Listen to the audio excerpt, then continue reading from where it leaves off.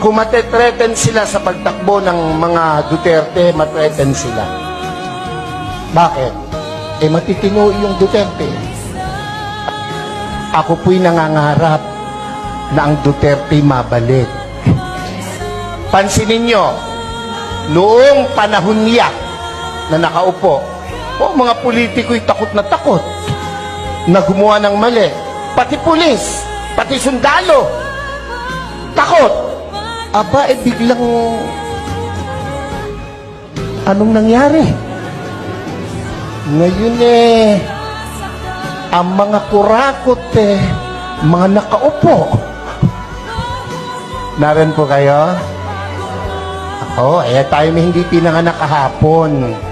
Alam natin yan. Bakit ang isang obispo ay sumusuporta sa ganito?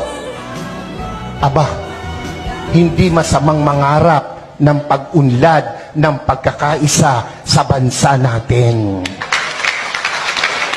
Kung hindi tayo magsasalita at kikilos, kung hindi tayo magpapakita ng puwersa, ng lakas, sino ang gagawa nito? No, kung palakpak lang, hindi mo magawa, lalo na sa rally, hindi mo kaya. Yung makasigaw ng Amen!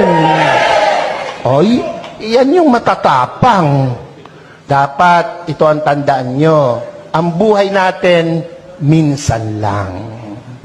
Pakisabi mo sa katabi mo, mamamatay ka rin. Sabihin mo, malapit na. Pero, bago mamatay, napakagandang nagparinig ka, nagparamdam ka para sa bayan.